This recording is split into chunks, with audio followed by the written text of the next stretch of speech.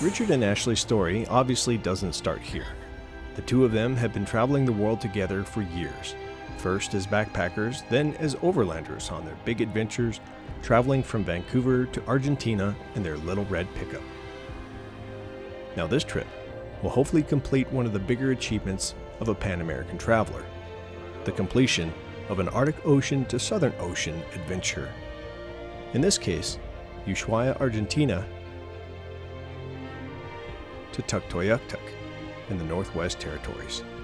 And they volunteered to finish their route in the winter for our first ever solo series.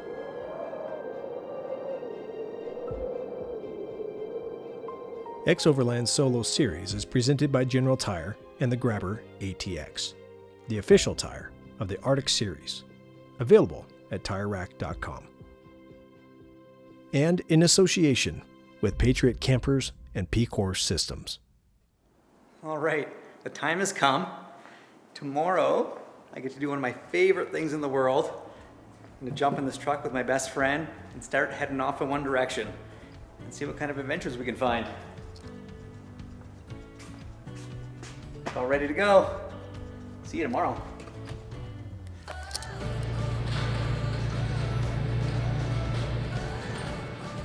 So I want to show you this monster route that we have planned out to Tuktoyaktuk. There is no detail except for the whole continent that's shown on the map because we have 50 hours of driving, so we have a little while. We should probably get going.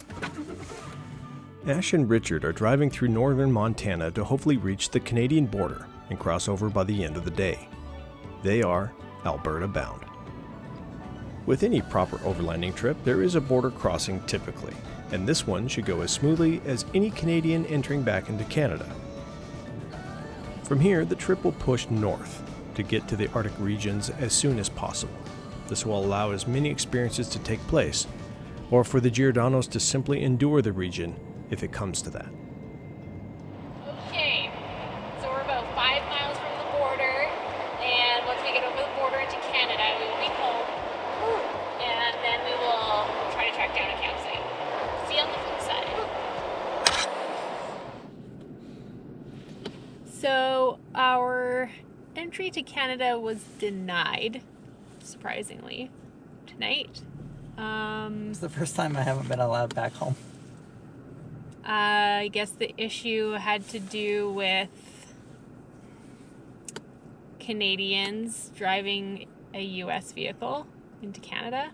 I'm not really sure. Yeah, we didn't get a lot of exactly what information is happening or what to do. But we won't be able to sort it out until the morning. yeah, we're gonna have to wait till the morning to deal with it. Making some telephone calls, etc. Exactly. So I think what we're gonna do is we're gonna try to track down a camp spot. I had one picked out, but it's in Canada, so that's not gonna work. Or I had a few picked out. So we'll have to see in northern Montana what our options are. We will adapt. We will adapt! And overcome. But yeah, that's, I guess, what overlanding is about sometimes. That'll be fine. Let's go find a camp spot and, yeah, figure it out in the morning. Totally. The Giordano's are in for a late night. Finding good campsites in the winter can be very challenging, and even more so in the dark.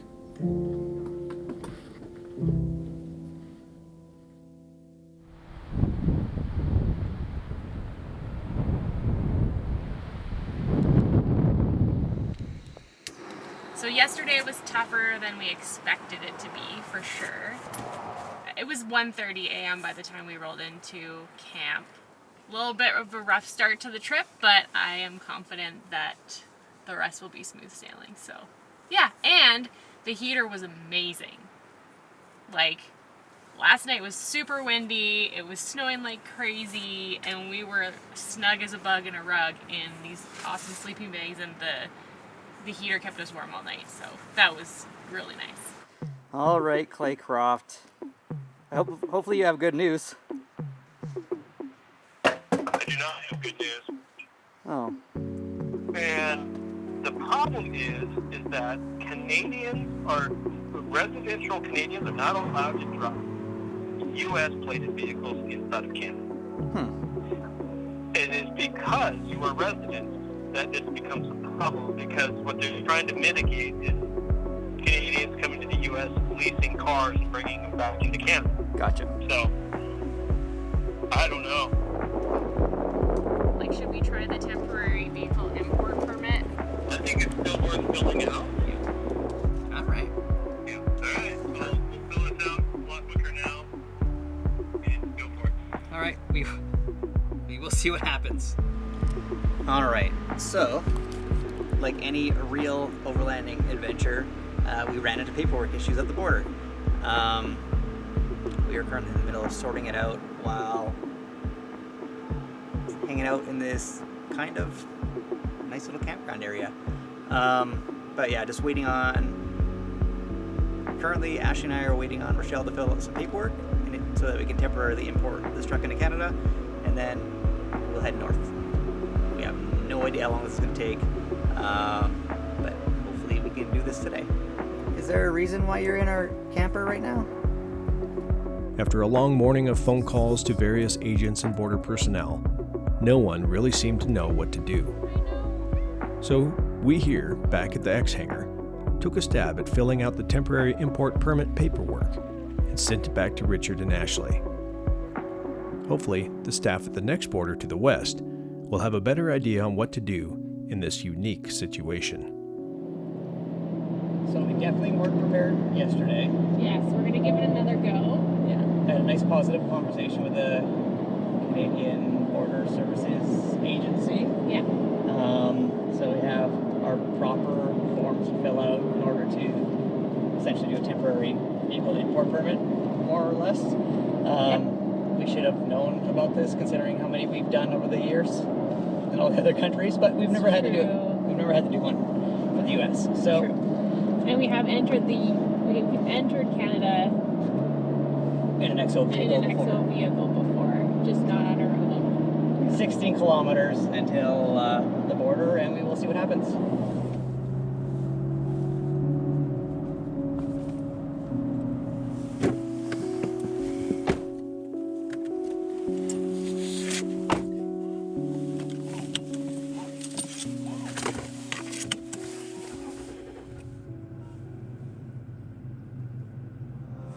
We made it! Woo! All right. Time to let this adventure begin.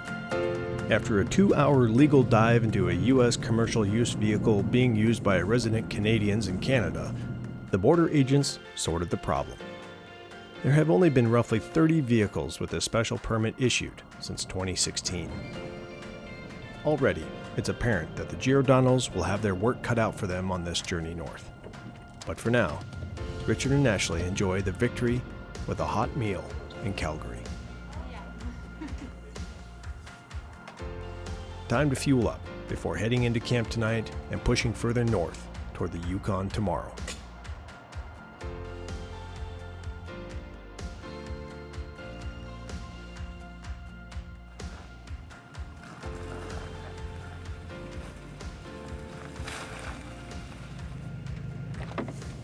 March 3rd. I had pretty low expectations that we would make it through that border crossing today. Yeah, so did I actually. I thought we'd have to come up with a game plan, part C or D. Yep. Go to Mexico or something. I know, I tried to just repress that whole situation because I was like, I don't want to think about it. It's fair. But it worked out well in the end, so that's nice. So, yeah, it was pretty random. Yeah. Now we can start planning our trip because we know what's happening. Exactly. And it was nice tonight not to get in at like 1:30 in the morning. Yeah, we got in early. We got in at 10:30. And it's not windy. No. It's not really snowing. It's actually fairly warm considering. It's super quiet. But yeah, it was a long day though. I'm tired. I can't wait to go to sleep. It's time for bed again. Yeah. I'm Okay. asleep. Night. Good night, everybody.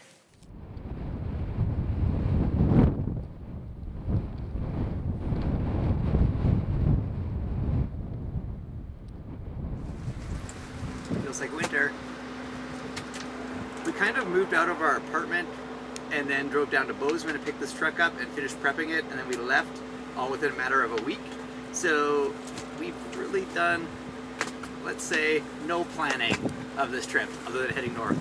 We have a general route, but today we're gonna go to Canmore, our old hometown and one of our favorite places, run a bunch of errands, do some planning, maybe have a shower. We're not gonna film that. And yeah, we'll show you our little hometown, and then we're gonna bus north. We'll also do a little planning, and we'll show you how Ashley does it, because she's the master. One might think that they are crazy for not making much of a plan, but experience has taught them that having a general idea of the area, its resources, etc., is sufficient for long-duration travel. The variables are simply just too great to make tight plans. It's something the Giordano's have already seen on this trip with the border hiccup. Traveling this way is actually freeing and a lot of fun. I think we spotted our first bighorn sheep. Let's see if we can track them down. There they are. Down there? Right there. See them all? I do see them all.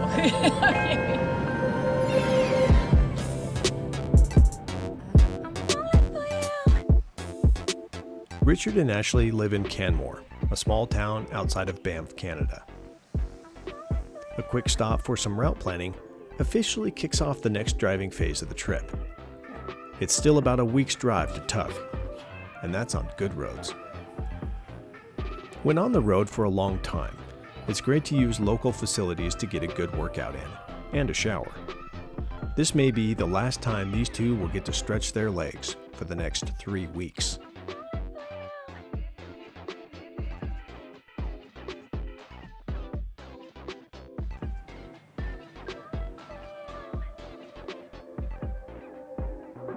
Okay, so part of the stipulation of our temporary import permit for Canada is that we have to be back in the US on April 2nd. So it gives us 30 days to get up to Tuktoyaktuk and back, which I think is definitely 100% doable. But before that, we had a little more wiggle room. So we've decided to plan the trip out a little bit more to make sure that we're getting to the places where we want to spend the most time. And so we're blocking time out for days where we make miles, and then days where we kind of stick around an area and explore a little bit more. And one of the challenges of winter driving is we don't know necessarily what the conditions on the road are going to be like, so it could take us a lot longer than we anticipated. Camping or traveling in the winter also has posed a few challenges in trying to camp. And one of those is accessibility. So there might be a great camp spot, but we found in a couple places we can't actually get to it because the snow is blocking the entrance and it's too deep for us to drive into. And another one is if there is a legitimate campground, it's obviously most likely going to be closed for the season because hardly any are open in the winter. But we've found some great spots so far. And yeah, I think we'll continue to find great spots all the way up. Sweet dreams. Sweet dreams are made of these. Who am I to?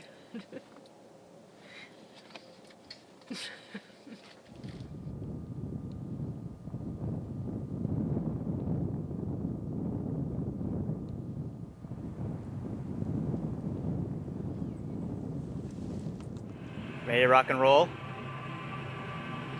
Ready as I'll ever be.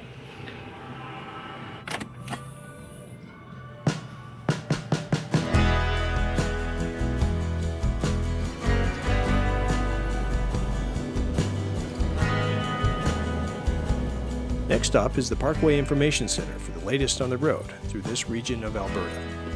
This road experiences heavy snowfall here in the Canadian Rockies, and the road maintenance is a full-time job. So, Our next obstacle. I don't know why this happens, but yeah, so it was recommended that we do not travel on the Icefields Parkway today Yes. because of the ice and snow, Correct. but also that it is going to be closed tomorrow due to avalanche control. Right. So that leaves, well, the option is to actually drive it because it's open. Yeah. Then we can take it slow, and maybe it'll be good practice for the ice roads up north. Possible. See what happens. We are aching for the walls to fall into. So, although we were told that the road was kind of a mess, there are a few reasons why we're okay with it. One, we can always turn around. Two, I don't know, I guess we're used to this now after living in the mountains for a couple of years. Three, we have winter tires, like actual snowflake rated winter tires, which are good. And these ones are studded, which help a lot more on the ice. Because of all the snow and the winter conditions, quite a few of the things that we did want to see on the parkway will be closed, but the drive will be beautiful, even if it is clouded in. Yep. And we'll stop and see what we can see. Oh, there's the road. I see it. Yeah, that's nice. With open fields all around, keeping you from. After enduring a stressful whiteout, Richard and Ashley take a moment to relax and check out some waterfalls. Smile to the camera on time. On Friday in the boulevard, where everything's going down. As the day grows short, Richard and Ashley head out to Jasper. Maybe they'll finally arrive to camp before the sun goes down. So we just got to Jasper. Well, actually just outside of the park, slightly. You can almost see the border from here, but we're taking advantage of the warm weather by cooking outside. It's coconut chicken that is already fully cooked, ready to go, and in a curry form. But yeah, so trying to get to Whitehorse as fast as we can so we can actually go and enjoy the time between Whitehorse and Tuck and spend some time in Tuck, because if we don't hurry up, we are going to have to turn around as soon as we get there in order to get back home in time. I'm just going to eat it now. Hot! Ah!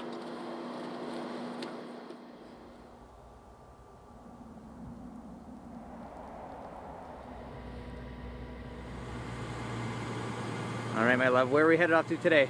Who knows? Just kidding. Well, sort of.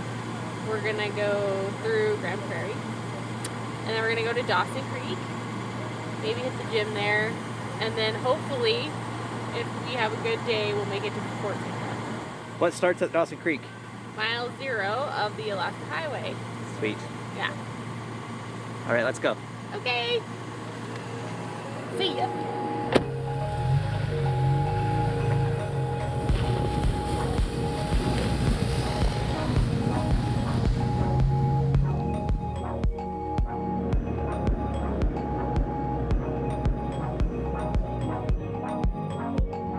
Richard and Ashley head to mile 0 of the Alaska Highway, but not before grabbing some of Canada's favorite coffee.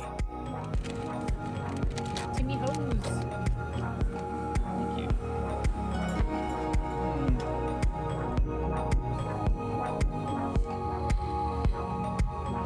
Yay! Apparently we're at mile 0 of the world famous Alaska Highway. Woo! So the Alaska Highway only took 8 months to construct in 1942, and it's 2,450 kilometers. That's pretty crazy.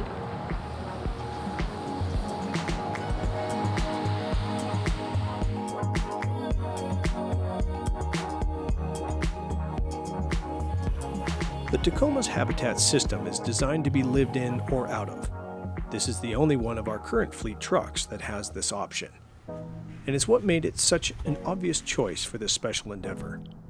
Hello and welcome to the Hab. We would like to give you a quick tour of our living quarters for this Arctic road trip. Why? Because mi casa is su casa. Welcome. All right, welcome to the front of the habitat. It may not be as luxurious as the rear, but it's still good. We've got a big shelf up front where we store our duffels and our cook set. Usually these are stored on the bed of the truck while we're driving, but as soon as we set up camp, all of that comes to the bed, up on here just to make some floor space. This right here is where I spend every single night for at least 2 hours and sometimes 3, backing up all the footage from the day. Currently I'm making 2 copies at a minimum, and 3 if I can, just to make myself feel better about the whole situation and try not to lose what we're creating every single day. Part of what helps with this is the Red Arc Manager 30 system, which is here. Alongside the Red Arc Manager 30 here, we have a plethora of Blue Sea USB plugs and 12-volt sockets. So with all of those, we have the ability to keep camera batteries charged, laptop charged, watches charged. Everything we have that's electronic gets plugged in here at night, and it's ready to go for the morning. This little worn bag has been getting lots of use, mostly for toiletry items. Currently, we have wet wipes. These are fresh, not used. Toothbrushes, toothpaste, all that stuff. And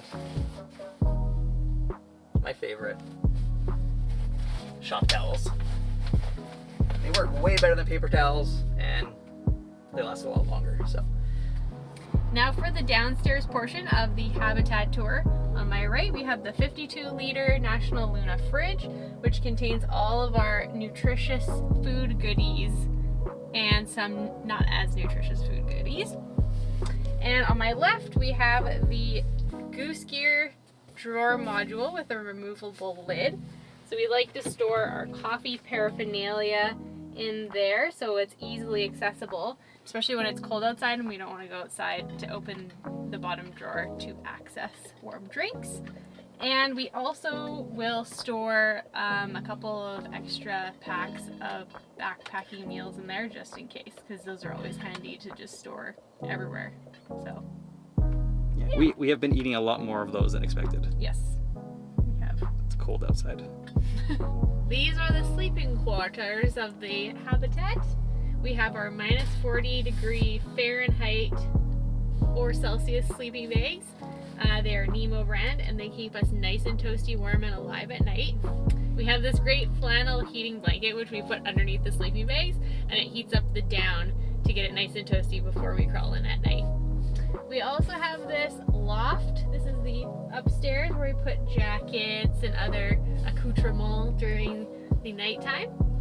And we also brought our full-size pillows because why not have a little bit of luxury on an Arctic road trip? We also have this handy dandy partition. So when we have the heat pumping into our sleeping quarters at night, we can just close this partition and keep the heat within our sleeping chambers. Good night!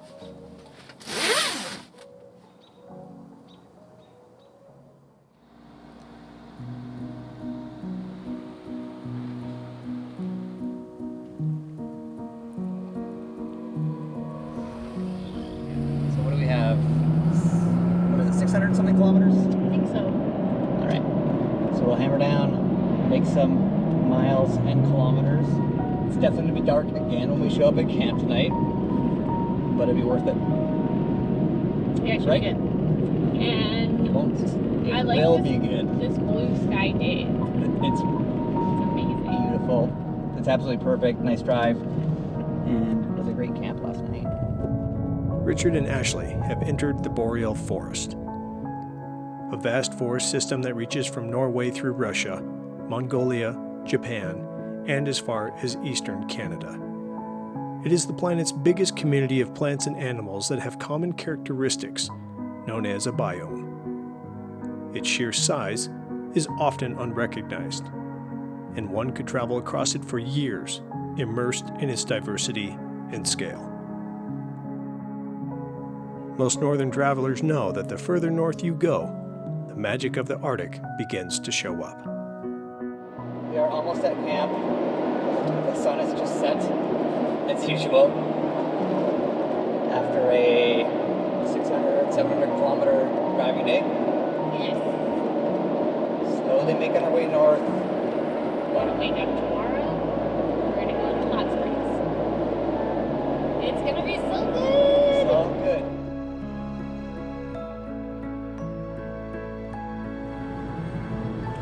Just trying to find a campsite, place to camp. I'm not gonna lie to you. Sometimes it can be tough to get out of the warm sleeping bag in the morning. Maybe just 5 more minutes.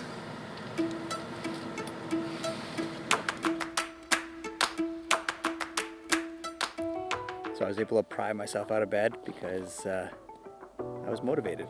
You can hit up the hot springs and then head up to Whitehorse. So excited.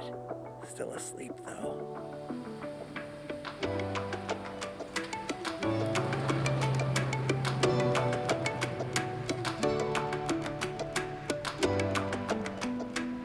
A major milestone on any Alcan highway trip is getting into the Yukon. If you're headed this way, make sure you stop at the famous Laird Hot Springs for that much-needed refreshment from the long road. Back in 2013, the XO team made a stop here during the Alaska-Yukon expedition. It was a memory packed full of laughs and good times with some old friends. Our trip took place during the warmer months, but you can still visit here any time of the year. And I bet you haven't ever seen Laird Hot Springs like this before.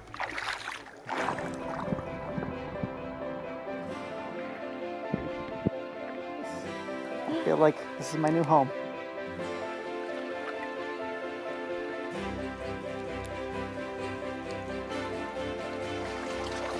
This is crazy. All right, we have reached the end.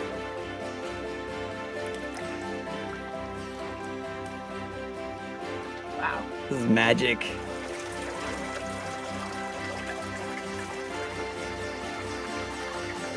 I don't wanna get out. Nope.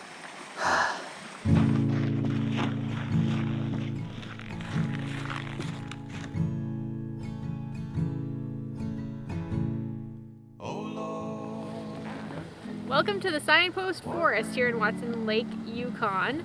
It was started in 1942 by a U.S. soldier who was recovering. He was injured on the Alaska Highway project, and part of his recuperation was to build signposts and put them up. And he ended up putting a signpost up in the direction of his hometown in the U.S. with the distance. And from there it caught on, and now there are over 77,000 signs. So we found our sticker from 2018 from when we came by here when we went to Whitehorse. That's our friend Harry Wagner. We're looking to add the xoverland sticker All right, I have a good spot for to it. the 2020 Arctic road trip. Perfect. I'll show you where to put it. Let's go. We now have 2 signs here at the Watson Lake Sign Forest, and for the last 7 years we have enjoyed seeing pictures of our fellow overlanders who have found the sign that we laid here in 2013.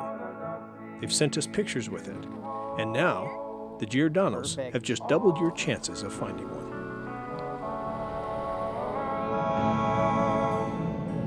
And we'll raise them high. They'll touch the sky. We'll walk and work this earth. As the night falls, I'll see you home. Richard and Ashley have put in a big push to get to the north. Everything is going well. But the Great White North is about to earn its reputation. Next time on Solo.